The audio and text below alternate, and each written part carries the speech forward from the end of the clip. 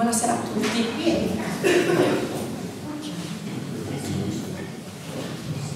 Grazie a tutti per essere qui presenti, ma non avevo dubbi. Guglielmo attrae sempre parecchie persone, questo mi fa un enorme piacere. Ringrazio immediatamente Giovanni Carroni, che con noi è sempre molto disponibile. Ogni volta che è stato invitato a Bitti ha accolto sempre il nostro invito con gioia, quindi lo ringrazio davvero di cuore. Ringrazio Omar, che accompagnerà con le musiche il reading di Giovanni, e ringrazio Guglielmo. Però per Guglielmo vorrei dire due parole poi alla fine di questo mio breve intervento. Il reading a cui assisteremo stasera è fatto dal libro di Guglielmo Ruiu, laureato in filosofia del linguaggio, che dopo aver tradotto e commentato Mayakovsky e Democrito, con l'occhio di Newton è felicemente approdato alla narrativa. Piccole storie, immagini, ricordi, emozioni, sentimenti, in cui traspare la formazione filosofica di Guglielmo. È un'opera complessa, ma di una complessità solo in parte visibile. Nel testo confluiscono suggestioni letterarie, soprattutto il minimalismo americano, Carver per esempio, spunti filosofico-religiosi, Tertulliano, Kierkegaard, e momenti autobiografici, sia pure trasfigurati, la bibliofilia, la sua passione per i libri, le scogliere della Costa Verde. Omar eseguirà musiche di autori contemporanei come George Gershwin, Philip Glass e Ennio Morricone ed alcuni dei suoi brani.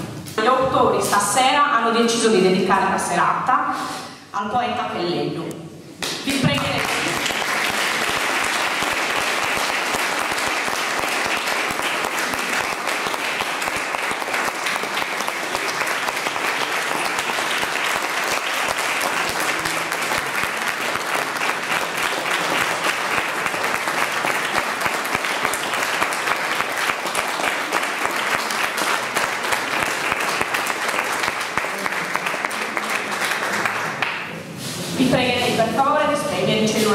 Buona serata a tutti e buon ascolto.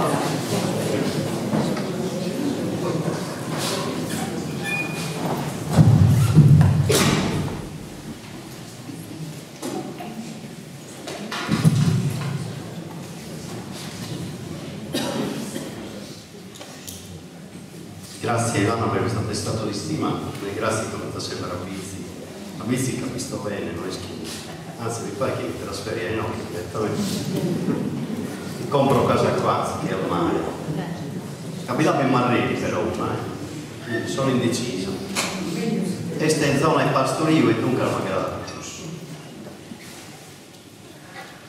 E chiaramente grazie anche per la critica che avete fatto anche Leto, perché era un mio carissimo amico, io ho dei ricordi straordinari con lui.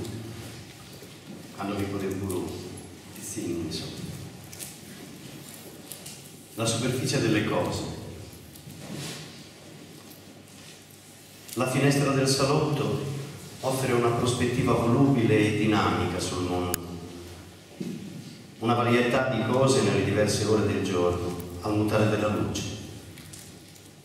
Scorre davanti ai miei occhi, alle mie pupille curiose, di cristallizzare e fissare ogni dettaglio della realtà. Anche i minimi. Non c'è alcun nesso o effetto, nessuna logica coerente in un simile comportamento. È uno strano e sottile piacere, tutto qui. Ho visto cieli minacciosi color piombo e orizzonti apertissimi, arricchiti di luce. E ho visto cani agitarsi, fumanti di rabbia, o starsene calmi in un angolo. E tutte le forme di umanità. Il mio sistema di osservazione è rigoroso e razionale, come i meccanismi geometrici di una scienza esatta. I gesti sono collaudati, precisi, rituali. Lo sguardo è un cannocchiale puntato nello spazio limitato del mio universo ottico. Il mondo si riduce alla superficie delle cose, a un seguito di forme visibili, senza un mistero, un rovescio, un lato notturno. È difficile capire perché la mente segua questo e non quello, o spiegare come un minuscolo particolare, la coda di un gatto, i lampioni lucidi di pioggia, possa superare il filtro dell'attenzione e suscitare così tanto interesse e curiosità.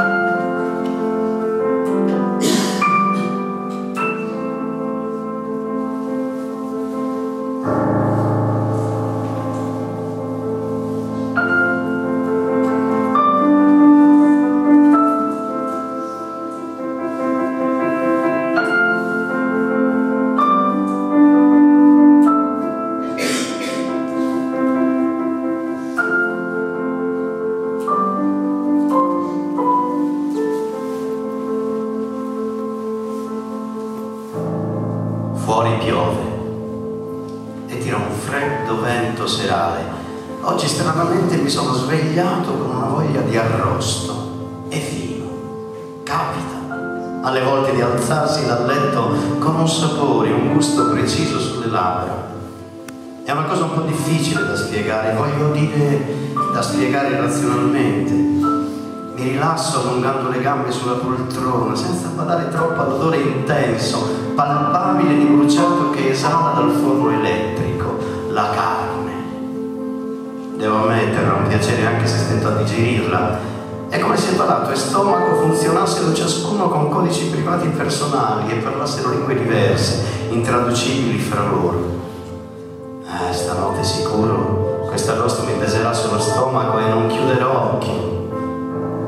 Sulla tovaglia verde, allonata di vino, schiere di formiche s'ammassano intorno a una noce di albicocca, minuscole creature che appaiono e scompaiono di continuo per poi nascondersi in qualche angolo segreto della stanza. Le schiaccio una dopo l'altra senza una vera ragione, come per un gioco inutile. Alcune precipitano sul mio maglione celandosi tra le gobe del tessuto, altre si danno alla fuga. Mi scaldo un caffè. La cucina sente gli odori promiscui. Voglio un vino forte, intenso, amico dell'oblio, che mi scorra nelle vene e nell'anima, liberandomi da sensazioni amare.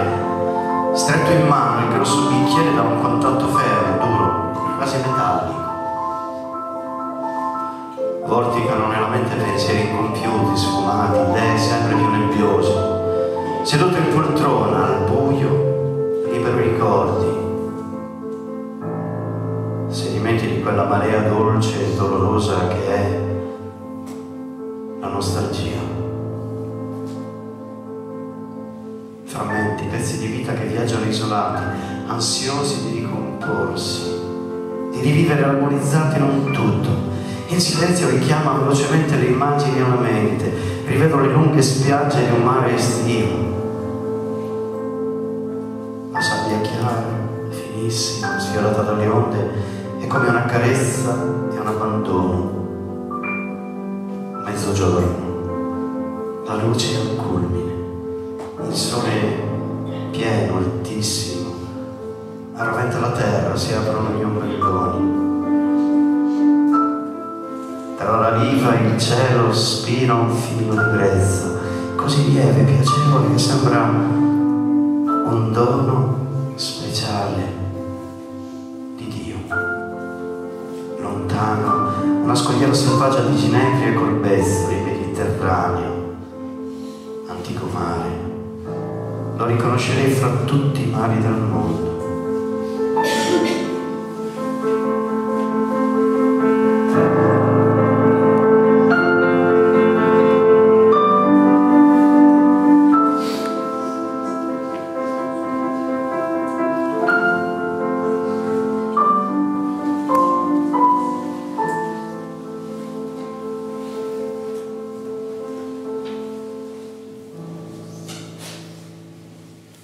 L'orrore della guerra. Gli alberi mutilati, fumanti, le città mangiate dalle bombe finirono per incrinare la sua fede nell'umanità e nella bontà smisurata di Dio.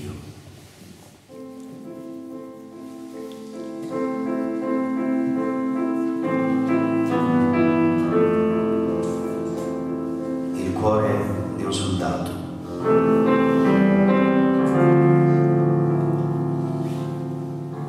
Arruolato nella fanteria, combatté fra le prime linee. Il cibo sempre poco e appena tiepido. Accarezzò più di una volta l'idea di fuggire dall'inferno del fronte, dal labirinto umido e cupo delle trincee. La scelta era nei termini crudi del disertare o lottare con onore a denti stretti. Odiava la guerra, ma non riusciva a immaginare se stesso come un fuggiasco. Proprio non ci riusciva, finì per restare. Non era affatto un eroe, anche se davanti al pericolo aveva fegato. Nel profondo si sentiva un essere pacifico e trovava assurdo sparare addosso a un uomo. Eppure, un giorno, un'alba di settembre, uccise un soldato nemico con un colpo secco. Subito fu assalito dal rimorso. Uccidere un uomo non è un gesto qualsiasi. Gli esseri umani partecipano di una natura comune, condividono un destino sulla terra. Ferito a un braccio, Sammalò disse: dice mia, qualche settimana in un letto d'ospedale tra la vita e la morte. Soffrì molto, ma salvò le ossa. Nei mesi successivi venne spedito nelle cucine militari a pelare patate, a togliere la terra ai gambi dei cardi, a tenere a bagno i fagioli. Le sue uniche armi erano il coltello e il mestolo. La cosa più cruenta che poteva capitargli era sgozzare un coniglio o spennare una gallina. La guerra stava per concludersi, di tanto in tanto si sentiva il suono cupo delle bombe fondersi col fragore dei tuoni. Era un tempo piovoso, pesante, umido. Non sarebbe bastato un incendio a riscaldare le sue ossa. Le lunghe giornate passate inutilmente gli pesavano addosso. Finita la guerra, rientrò in famiglia. Appena varcò la soglia di casa, mia madre ebbe un grido di stupore. Il suo aspetto esteriore era cambiato. Era pelle e ossa come non si era mai visto. Gli occhi un po' gonfi come di chi ha pianto a lungo. La sua faccia congelata di soldato si sciolse presto in un largo sorriso. Come tutti i reduci, con gli anni aveva sviluppato una vena narrativa, talvolta esagerando un po' le cose che raccontava, eroismi, umiliazioni, vecchi ricordi e speranze nuove si coagulavano nella sua mente. Una mattina di colpo ci lasciò. Un dolore immenso. Era bello mio padre. Un corpo snello e agile, impreziosito da profondi occhi verdi.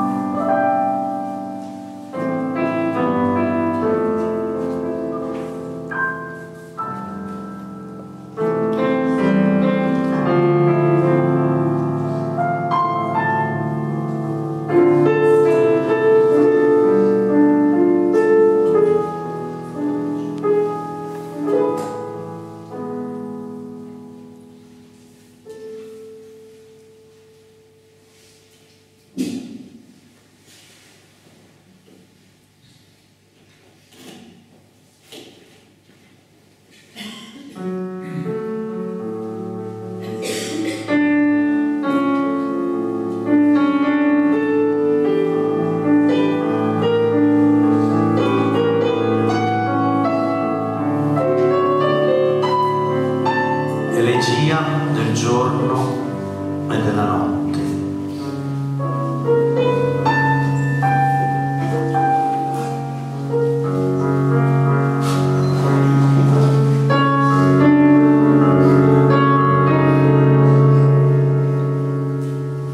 A ogni lungo viaggio, accanto al gusto dell'avventura, scatta in me puntuale una sensazione quasi contraria. Una specie di prolungata e mordente nostalgia del passato. È come se la mia mente, nel procedere dello spazio, curiosamente andasse a ritroso nel tempo. Nell'ampio intervallo tra una partenza e un arrivo rimango come sospeso in un limbo di memoria. Un sentimento destinato a ripetersi, a riproporsi con un'esistenza ossessiva nel corso degli anni. Il mio pensiero in tali momenti va a spazi remoti, a microcosmi lontani, a odori consegnati a una memoria olfattiva incerta, piena d'ombre, destinata anch'essa a passare, a evaporare. Antichi mestieri scomparsi dalla faccia della terra, profili e paesaggi consumati, dissolti dai passaggi del tempo. Ripenso spesso ai ballatoi affacciati su vecchi cortili, all'odore acre della cromatina, alle sale affumicate dei cinematografi e ad altre cose ancora. Si dirà effetti di un temperamento melanconico e nostalgico, al peggio, stranezze di una mente malata. Forse è vero, forse le cose stanno proprio così. O magari più semplicemente ci sono immagini del mondo che portiamo dentro come sangue nelle vene, che ci seguono per tutta una vita senza mai abbandonarci realmente.